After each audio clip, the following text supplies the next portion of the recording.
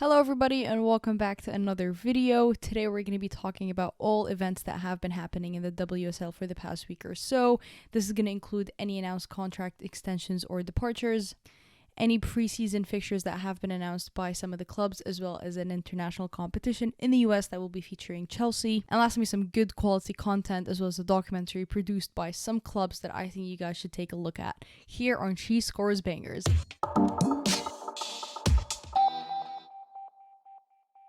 We're going to kick things off by taking a closer look at the WSL Team of the Year announced by the PFA earlier this week. The team only includes players whose clubs finished in the top 4 of last season. That would include Manchester City, Chelsea, Arsenal, as well as Manchester United. The only lone player not from the top 3 would be Ona in defense for Manchester United. The 23-year-old had an incredible season with the Reds in the back. She was rock solid in defense when she needed to be.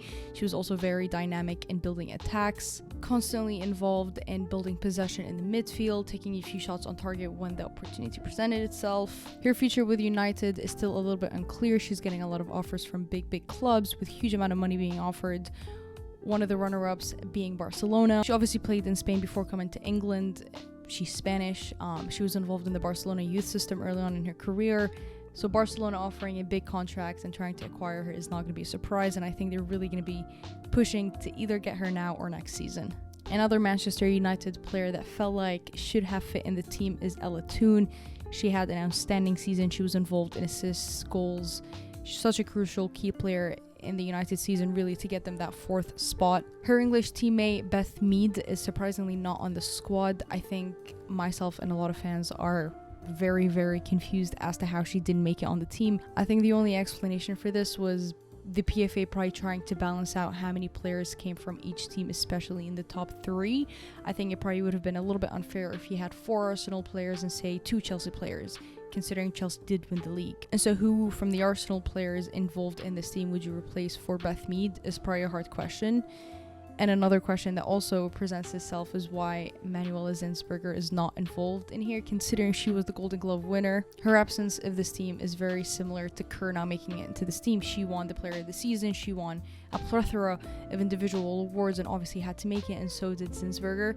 So again, another Arsenal player that should have made it into the mix but didn't, and it's probably because you want to balance out the team. It's probably very challenging to only narrow it down to 11 players when the level and performance this season was probably the highest we've ever seen. And it would also be really unfair to look at the team and say one of them didn't deserve it, because Hemp, Kerr, Viv, Little, I mean everybody on there, Greenwood, Bright, I mean such an incredible season in the back they've had.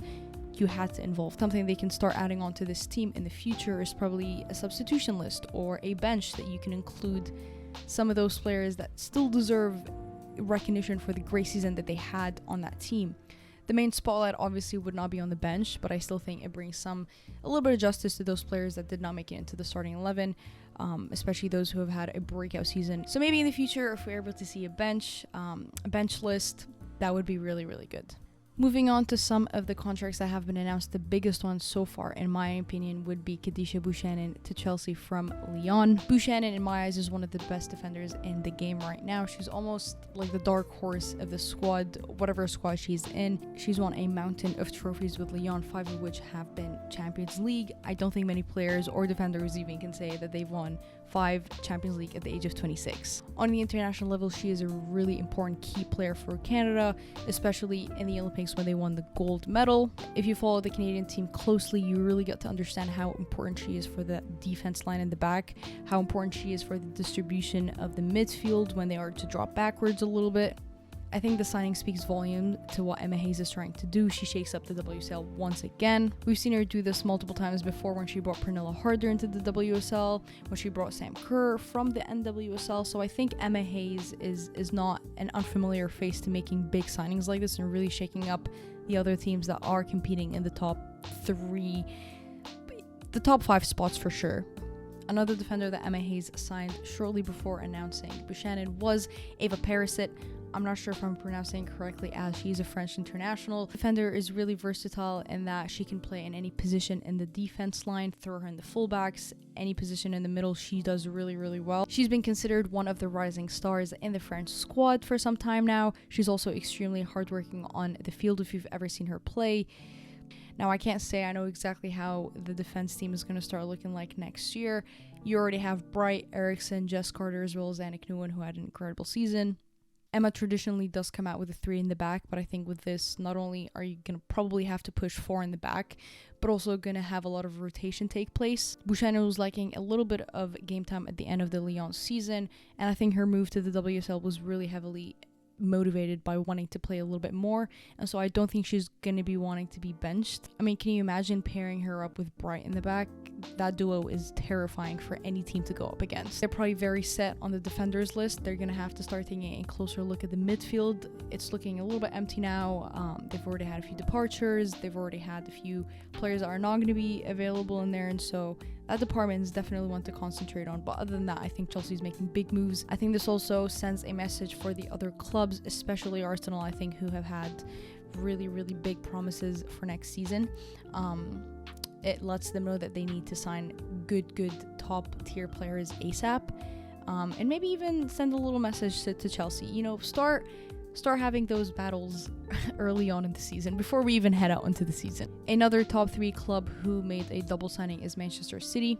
The first one being Laila Wahabi from Barcelona, who spent 11 years with the Catalonian club. The 29-year-old left back was able to get a 2-year deal with the Manchester side. I think this is a very smart signing for City. They obviously just qualified back into the Champions League. This is not the first Spanish player that we have seen Gareth Taylor bring in. Obviously, Vicky Losada was the first one to come in. Not only do they bring in a ton of experience, they also bring in that Spanish mentality that you need in the big stage and in those really tight fixtures. The only fullback City has on the roster are Demi Stokes and Lucy Bronze. Demi Stokes' game hasn't evolved in the last 2 or 3 seasons. She's a little bit flat-footed, you could say. She doesn't produce as many attacks and builds as many intense counter-attacks as a City side needs, especially back in the Champions League. Lucy Bronze, on the other end, also has had a little rough start back from her knee injury, and so seeing City already bring in a very experienced, qualified, high-level, intense fullback is a very bright start. Only a few days later, another announcement was made for the signing of Laia Alexandru from Atletico Madrid, also another Spanish on the roster. Alexandru has been considered one of the most promising Spanish rising stars. She's only 21.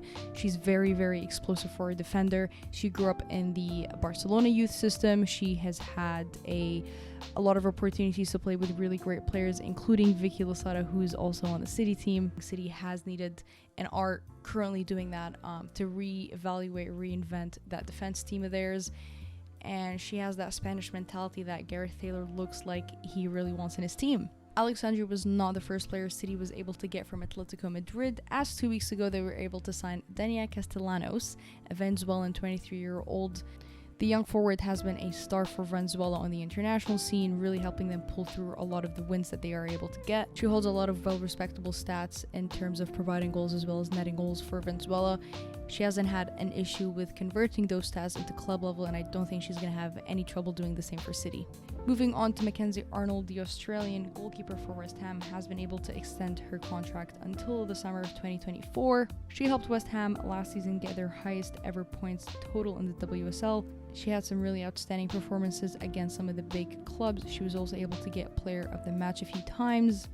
This is really positive news for West Ham, especially for a club who is known to have one of the highest turnover rates in their roster comes the window. She's their 4th player they've been able to secure and extend a contract from last year. A little bit more on West Ham, they've also announced some preseason games, 3 of which are going to be taking place at the end of July as well as the beginning of August. Those 3 games are going to be the first under new manager Paul Konchensky.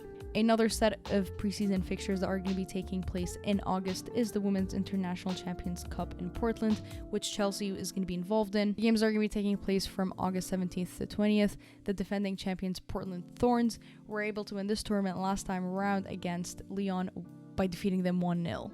All of the mentioned fixtures are going to be happening after the conclusion of the Euros. I still don't think we're going to see full squads or the regular squads that we are used to seeing. Some of these players are probably going to need a little bit of the rest after the Euros heading into preseason, but it's definitely going to be a good run for the fans, especially in the international scene in the US, as well as testing formations and players that have just been signed. Lastly, Liverpool was able to publish this very well-produced documentary of the club back into the WSL. It's about an hour and a half long, but it takes the fans into a better picture of behind the scenes of how hard and tough and mentally challenging it really is to move up into the WSL from the championship. Whether you are a Liverpool fan or not, if you have not watched it, make sure you take a look at it, as it's really highly well produced. I will have a link for it in the description below.